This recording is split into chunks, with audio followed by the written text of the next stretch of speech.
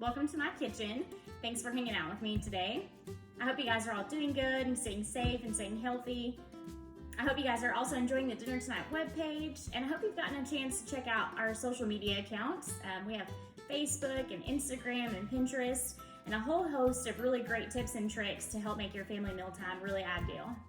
So something we're going to talk about today is a key staple when it comes to your kitchen and creating meals, and that is the pantry.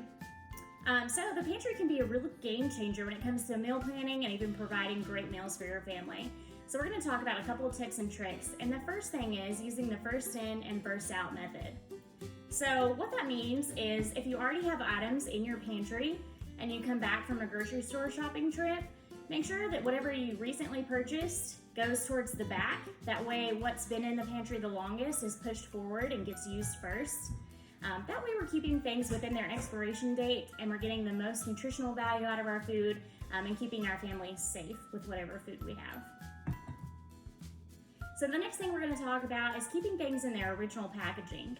So I know it's really easy to open up a bag of sugar or a box of noodles or pasta, and we want to portion that out into something else because that bag or box no longer seals. But it's really ideal to try and keep it in its original packaging just because that package will have the correct name.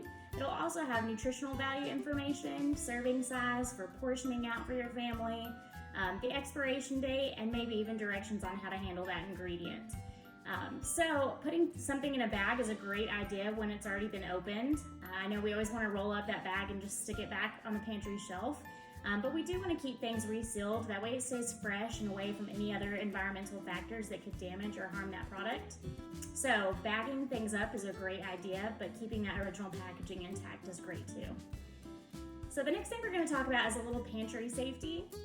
So typically ingredients should not be on the ground. They should be 6 inches up at least to make sure we're not getting our food into dust and pest areas and things like that.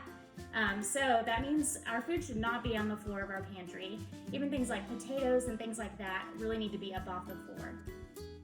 The other thing I want to be sure to mention is that chemical and cleaning items stay away from our food storage. Even if it's on different shelving, we do not want to take the chance of anything dripping down or coming into contact with our food supply. So ideally, chemicals and food are in 2 separate cabinets or storage areas. So the last thing I want to talk about is really just making your food dollars stretch when you're providing meals for your family, and that comes with shopping your pantry first. So oftentimes we make a grocery list of things that we're out of that we've already used, but let's take a second to go back through that pantry and see what's still there. This is when our Dinner Tonight page would come really in handy because you can use that search box to list different ingredients and kind of come up with a meal plan for things that you already have in your pantry. That way we're utilizing things and making the most money sense of your meal plan. I hope this has helped you and kind of given you some inspiration and helpful tips to really utilize that pantry and become a dynamic cook and providing meals for your family. I hope you guys enjoy the rest of the Dinner Tonight webpage and y'all have a great week.